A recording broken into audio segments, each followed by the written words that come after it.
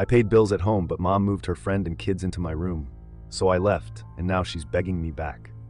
Living at home at 23 wasn't exactly what I had planned for my life, but it worked out for the most part. I wasn't freeloading or anything.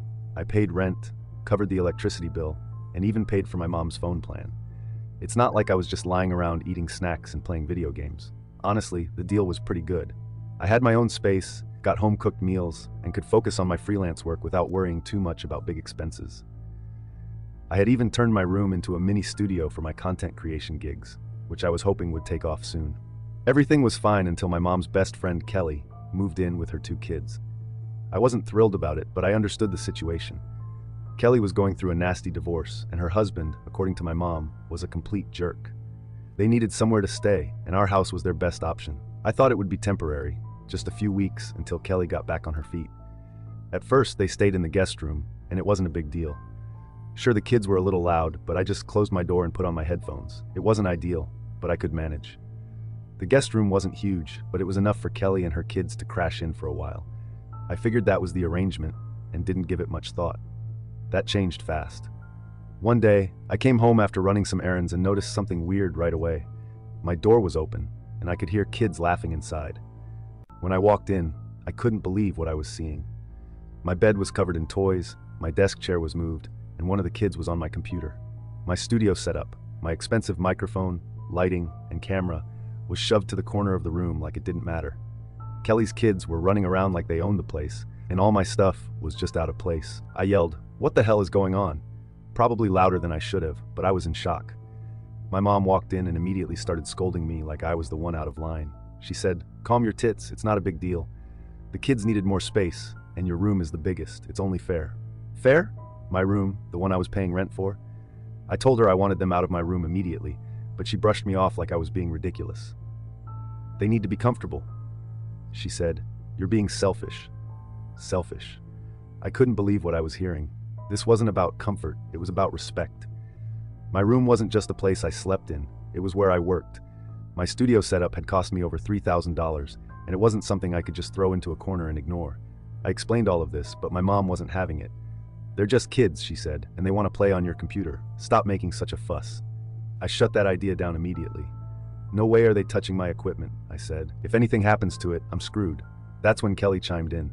"Oh, come on. They're just curious, and you can't blame them. Maybe if you weren't so uptight, they'd listen to you." I was stunned. Uptight? I wasn't uptight. I was trying to protect my stuff. Stuff I worked hard for. I told her flat out that the kids weren't allowed to touch my things, and if they did, I'd hold her responsible. That didn't go over well. She called me selfish too, and my mom agreed with her. It was like I was suddenly the bad guy in my own home. After that first blow-up, the house got tense. I couldn't believe my mom and Kelly were siding against me, especially when I was the one paying rent. But I figured they'd realize how ridiculous this was after they calmed down. The next day, I tried talking to my mom again. I explained how much my studio equipment meant to me, not just financially, but professionally. Freelancing isn't just some hobby, it's my job. Without my gear, I couldn't do my work, and replacing it would take me months, maybe even years, to save up for. I told her, "Mom, I'm not trying to be a jerk, but this isn't fair. I'm paying rent for that room, and you just gave it away without even asking me." Her response? "You're being dramatic. It's my house, and I decide what happens in it." I was stunned. "Your house, I pay rent. I'm contributing here, not just squatting for free." She shrugged like it didn't matter. "The kids need space. Your brother's room is too small, and your sister's room is full of her things. Besides, your room has all that fancy stuff, and they like it better." I couldn't believe what I was hearing. My siblings, both 15, had rooms that were perfectly fine. Sure, my brother's room was smaller, but it was big enough for 2 kids. My sister's room was almost as big as mine, and honestly, she barely used it since she was always out with her friends. But my mom wouldn't even consider it. "The kids love your room because it's cooler," she said. "All your fancy gadgets make it more fun for them." Fun. This wasn't about fun. My room wasn't some playhouse for Kelly's kids to mess around in. It was where I worked, where I relaxed, where I lived. I told her, "If they break anything, are you going to replace it? Because I can't afford to." That's when Kelly chimed in again. "Oh, stop being so paranoid. They're kids, not monsters. If you just let them play, they'd probably leave your stuff alone." I snapped. "Let them play on my $3,000 setup? Are you serious? No way."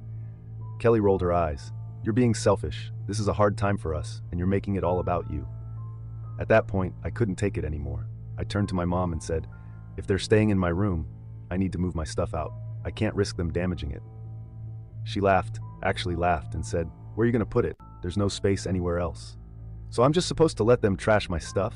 I asked, my voice rising. "How is that fair?" My mom just shook her head. "Life isn't fair. You're an adult. You should be able to handle a little inconvenience." A little inconvenience? Being kicked out of my own room wasn't a little inconvenience. It was disrespectful. I was paying rent for that space, and now I couldn't even use it. And on top of that, I wasn't allowed to go into my room anymore.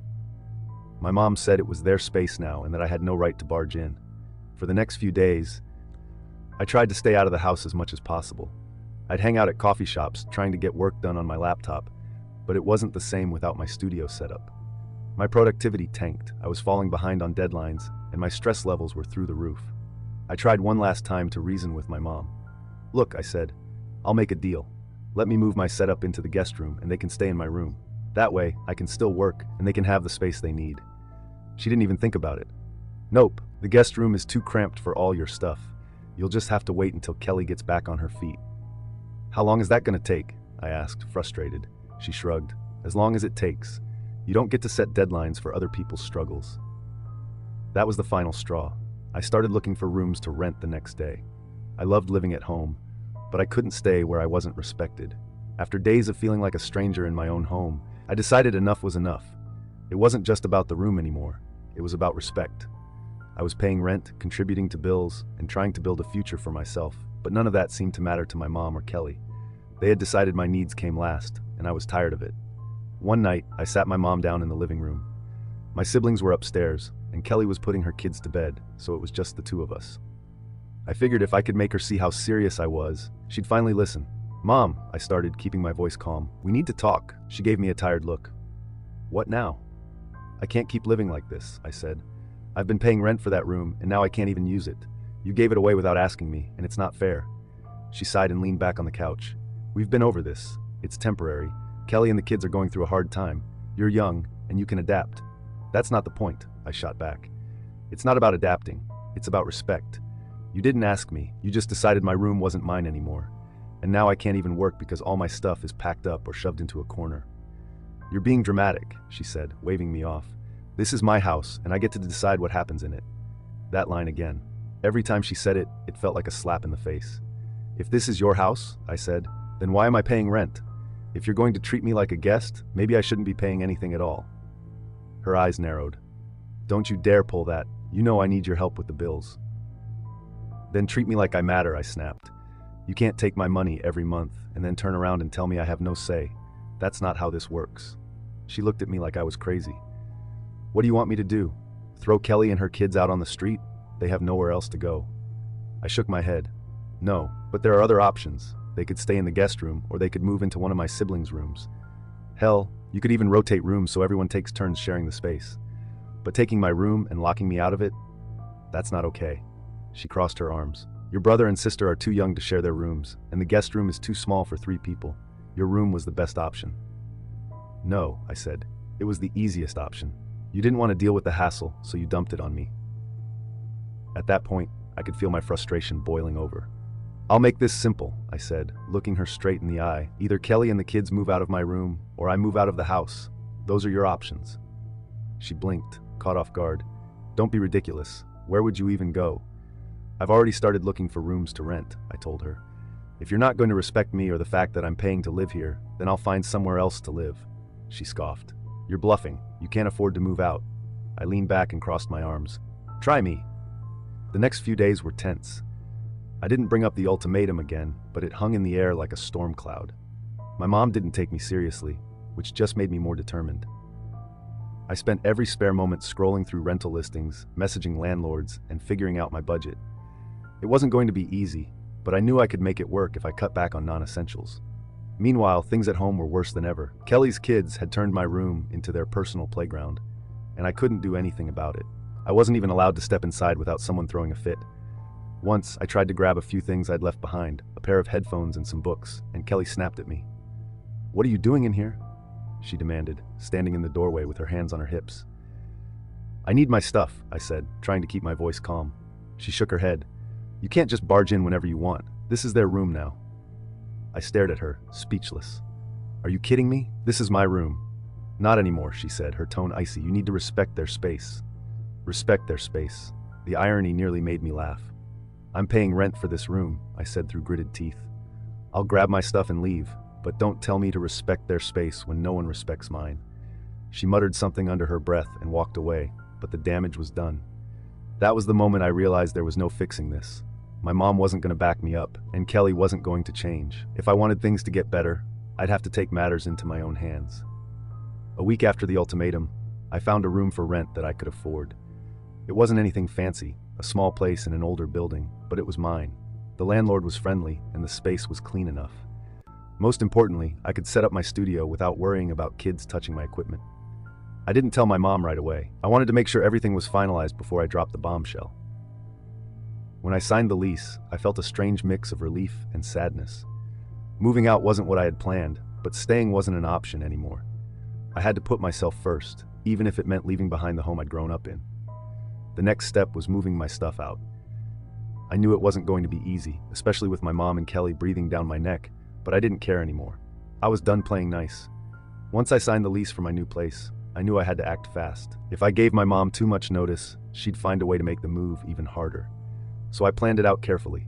I told a few close friends what was going on, and 2 of them agreed to help me pack and move my stuff. One of them even offered to record everything on their phone, just in case things got ugly. The night before the move, I sat down with my mom one last time. I wanted to give her one final chance to make things right. Mom, I started, keeping my voice calm. I found a place to rent, and I'm moving out tomorrow. She looked up from her phone, surprised. You're really doing this? Yeah, I said, nodding. You didn't leave me much choice. She rolled her eyes. You're overreacting. This whole thing is temporary. You're leaving over nothing. It's not nothing, I said firmly. You gave away my room, locked me out of it, and told me I didn't have a say in the matter. I'm paying rent, and you treated me like I was just disposable. She sighed like I was exhausting her. You know I need your rent money to keep this house running. If you leave, how am I supposed to pay the bills? I felt a pang of guilt, but I pushed it aside. That's not my problem anymore, I said. You made it clear that this isn't my house. You said it's your house, your rules. Well, if that's the case, then I don't have to stay here. She glared at me. So you're just going to leave us high and dry? I shrugged. You can ask Kelly to start paying rent, or her husband since they're still married. I don't owe you anything. She didn't say anything after that, just gave me a cold look and went back to her phone. I took that as my cue to leave. The next day, my friends showed up bright and early with a couple of cars and a rented van. We were ready to get everything done as quickly as possible. I'd already packed most of my stuff into boxes, but I still had to get my studio set up out of my old room. When we got to the house, Kelly and her kids were already awake. The kids were running around the living room, and Kelly was sitting at the kitchen table with a cup of coffee. She gave me a suspicious look as soon as I walked in. What's going on? She asked, narrowing her eyes. I'm moving out, I said simply. Her eyebrows shot up. Seriously? You're leaving because of this? That's pathetic. I ignored her and headed upstairs to my room, or what used to be my room. When I opened the door, the sight almost made me sick. My bed was covered in stuffed animals and toys, and my desk was piled high with random junk. My computer, microphone, and camera were shoved into a corner, looking like they hadn't been touched in weeks. I turned to one of my friends. Start recording. He pulled out his phone and began filming as I carefully started packing up my equipment. Kelly must have realized what was happening because she came upstairs and started yelling. You can't just barge in here and start taking stuff, she shouted. This is their room now. I turned to her, trying to stay calm. It's my stuff, Kelly. I paid for it, and I'm taking it with me. She crossed her arms. You're being ridiculous. You're throwing a tantrum over a couple of kids needing space. This isn't a tantrum, I said, my voice steady. This is me standing up for myself. You and my mom have treated me like I don't matter, and I'm done with it. She started yelling again, but I tuned her out and kept packing. My friends helped me load everything into the van while one of them kept filming, just in case Kelly or my mom tried to pull something. By the time we finished, my mom had come upstairs to see what was going on. When she saw the empty room, she flipped out. You're really doing this? She asked, her voice shaking with anger. You're leaving us just because you didn't get your way? I looked her straight in the eye. I'm leaving because you didn't respect me. I paid rent for this room, and you gave it away without even asking. You made it clear that I'm not a priority here. So I'm making myself a priority. She opened her mouth to argue, but I held up a hand. Don't. I've made my decision. As I carried the last box out to the van, Kelly stood in the doorway with her arms crossed, glaring at me. Good luck out there, she said sarcastically. You're going to realize how selfish you've been when things get hard." I didn't even bother responding. I just climbed into the van and drove off with my friends. That night, after I'd moved into my new place and started unpacking, my phone blew up with texts from my mom. She was furious, saying I was selfish and inconsiderate for leaving her in a tough spot. She accused me of abandoning the family and leaving her to deal with the bills on her own. "You've always been so selfish," one text read. "I can't believe you'd do this to me after everything I've done for you." I typed out a response but deleted it. I didn't owe her an explanation. She'd made her choices, and now I was making mine. After moving into my new place, the first thing I felt was relief. No more fighting, no more disrespect, and most importantly, no more feeling like I didn't matter. Sure, my new room was smaller and the building wasn't exactly top-notch, but it was quiet, and it was mine. I unpacked my studio equipment first, carefully setting it up in the corner of my room. For the first time in weeks, I felt like I could breathe. But the peace didn't last long. My mom started texting me the next morning, blowing up my phone with message after message. She wanted to know if I'd paid rent for the month yet. And when I told her I wasn't paying since I had moved out, she lost it. "You haven't even reached the 25th yet," she texted. "You owe me for the rest of this month." I rolled my eyes. "No, I don't," I replied. "I'm not living there anymore, so I'm not paying rent. You can ask Kelly to cover it." Her response came almost instantly. "Kelly doesn't have money to pay rent. You know that. You're leaving me to handle everything on my own, and I can't afford it." "That's not my problem," I texted back. "You made it clear that it's your house, your rules. Well, now it's your bills, your responsibility." She didn't like that answer. She started calling me selfish, immature, and ungrateful. According to her, I was tearing the family apart by leaving. At first, the guilt started creeping in. I'd always helped out financially, and I knew my contributions had made a big difference. But then I reminded myself why I'd left in the first place. My mom had treated me like I was disposable, so why should I feel bad for putting myself first? The next week, the guilt trips turned into anger. My mom sent long, rambling texts about how I was ruining everything. One text read, "You've embarrassed me. Everyone in the family is asking why you left, and I don't know what to tell them." I didn't bother replying. I knew whatever I said would just fuel the fire. Instead, I focused on settling into my new place. I caught up on work, got my studio fully functional again, and started feeling like myself. It was amazing how much better I felt without all the chaos and negativity weighing me down. A few days later, my sister called me out of the blue. I hadn't heard much from her since I moved out, so I figured she wanted to check in. But as soon as I picked up, I realized she had a different agenda. "Mom's really upset," she said, skipping the small talk. "She says you're not paying rent this month, and now she's freaking out about the bills." "I'm not living there anymore," I said, keeping my tone calm. "Why should I pay rent for a place I'm not living in?" "But you know she can't afford it without you," my sister argued. "You've always helped out. Why stop now?" "Because she didn't respect me," I said bluntly. "She gave away my room, locked me out of it, and treated me like I didn't matter. I'm done being taken advantage of." My sister sighed. "It's not that simple. Kelly's going through a lot, and Mom's just trying to help." "I get that," I said, "but why does helping Kelly mean screwing me over? I was paying rent for that room. I had every right to keep it." "She didn't mean to screw you over," my sister said weakly. "She's just stressed." "So am I shot back. But no one cared about that when I was being pushed out of my own room." She didn't have much to say after that. We talked for a few more minutes, mostly about her school stuff, and then hung up. I could tell she was stuck in the middle, but I wasn't going to let her guilt me into changing my mind. As the days went on, the texts from my mom started tapering off. I think she realized I wasn't going to budge. But then she pulled one last stunt that made me glad I'd left. One morning, I woke up to a text from a cousin I hadn't spoken to in years. It said, "Hey, I heard about the drama with your mom. Are you okay?" Confused, I asked what they were talking about. That's when they sent me a screenshot of a Facebook post my mom had made. In it, she painted me as the villain, claiming I'd abandoned her and the family during their time of need. She left out the part where she gave my room away, of course, and made it sound like I'd left out of sheer spite. I was furious. It was one thing to argue with me privately, but airing our dirty laundry online? That was too far. I didn't respond to the post, though. I figured it wasn't worth the effort. Let her play the victim if that's what she needed to do. I knew the truth, and so did the people who actually mattered. Now, a month later, I'm fully settled into my new place. My work is back on track, my stress levels are way down, and I'm finally starting to feel like myself again. My mom still texts me occasionally, but I keep the conversation short and stick to neutral topics.